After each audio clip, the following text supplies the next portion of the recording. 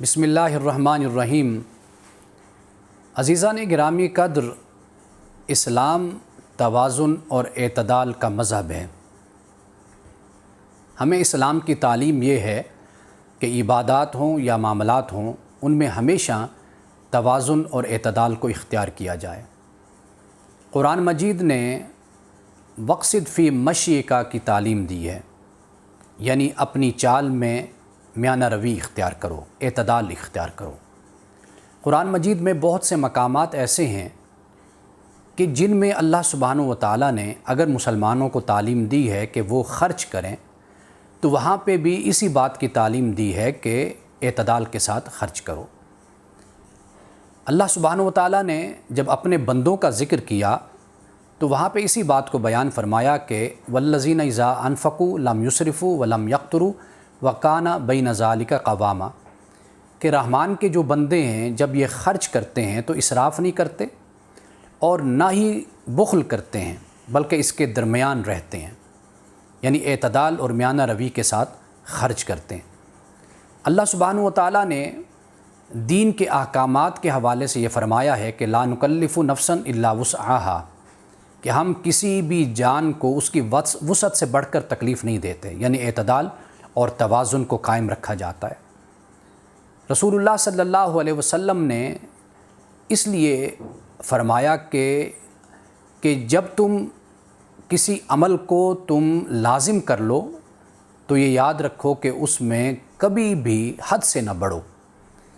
محدثین کرام نے اس حدیث کے حوالے سے یہ کہا ہے کہ اس کا تعلق عبادات کے ساتھ ہے، لیکن بہت سی احادیث ہمیں ایسی ملتی ہیں کہ جن کا تعلق عبادات کے ساتھ بھی ہے اور ان کا تعلق معاملات کے ساتھ بھی ہے۔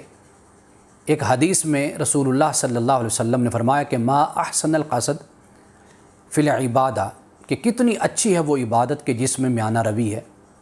ما احسن القصد فی الغنا، کہ کتنی اچھی ہے وہ امیری، وہ تمنگری کہ جس میں میانہ روی ہے۔ اور ما احسن القصد فی الفقر، کہ کتنی اچھی ہے وہ فقیری کہ جس میں میانہ روی ہے، یعنی وہ تونگری، وہ مالداری، وہ امیری جو انسان کو فرعون بنا دے تو وہ امیری اچھی نہیں ہے، میانہ روی ہے، ہونی چاہیے اس میں۔ اور اسی طرح وہ تنگ دستی، وہ غربت، وہ مفلسی جو انسان کو کفر تک لے جائے، انتہا تک پہنچا دے، اس سے بہتر ہے میانہ روی۔ یعنی اگر انسان غریب بھی ہے تو اس طرح کا غریب ہونا چاہیے کہ وہ غربت، وہ تنگ دستی انتہا کو نہ چھو رہی ہو۔ اور اسی طرح عبادت ہے، عبادت میں بھی میانہ روی کو اختیار کیا جانا چاہیے۔ تو احادیث میں ہمیں جو بات ملتی ہے وہ عبادات کے حوالے سے بھی ہے اور وہ معاملات کے حوالے سے بھی ہے۔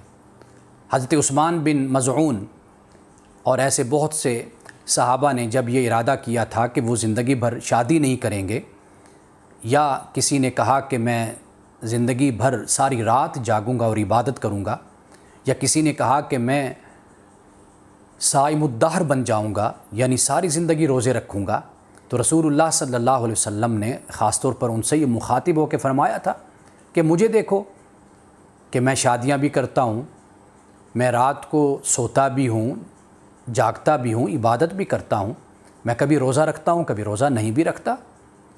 علیک بنفسک حق، حضور نے فرمایا کہ تجھ پر تیرے نفس کا بھی حق ہے۔ تو یہ اسلام کی تعلیم ہے، یعنی انفاق فی سبیل اللہ کی بات ہو تو اسلام یہی کہتا ہے کہ آپ ضرور خرچ کرو، لیکن اس طرح خرچ نہ کرو کہ تم خود کسی اور کے محتاج بن کر رہ جاؤ۔ اسلام یہ کہتا ہے کہ جب آپ عبادت کریں، وہ عبادت فرائض کی ہو یا نوافل کی، اس میں فرمایا کہ اعتدال اور توازن کو اختیار کرو، اس لیے کہ دین نہیں تھکتا، انسان تھک جاتا۔ یہ بھی حدیث پاک ہے کہ ہم دین کا مقابلہ نہیں کر سکتے، اس میں بڑی وسعت ہے، بڑی انتہا ہے، بڑا کمال ہے اس میں۔ اس لیے ہمیں اپنی طاقت، اپنی وسعت اور اپنی استطاعت کو ہمیں دیکھنا ہے کہ ہم کس حد تک اس دین کو اختیار کر سکتے ہیں اور کس حد تک ہم اس نیک عمل کو جاری رکھ سکتے ہیں۔ یعنی اگر نماز پڑھنی ہے تو اس میں بھی اعتدال ہو، خرچ کرنا ہے تو اس میں بھی اعتدال ہو، لوگوں کے ساتھ معاملات کو لے کر چلنا ہے تو اس میں بھی اعتدال، توازن اور میانہ روی ہو۔ اس لیے رسول اللہ نے فرمایا ما عال من اقتصد، کہ جس نے میانہ روی کو اختیار کیا وہ خوشحال رہا، وہ بدحال نہیں ہوا، وہ تنگ دست نہیں ہوا۔ یہ اس طرح ہے کہ جس طرح انسان اگر ایک مہینے میں کماتا 1,00,000 روپیہ ہے، اگر وہ 1,00,000 سے کم اپنے اخراجات کو رکھتا ہے تو وہ خوشحال رہتا ہے۔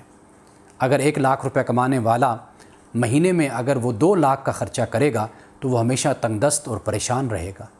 اس لیے رسول اللہ نے اس بات کو فرمایا کہ ما عال من اقتصد۔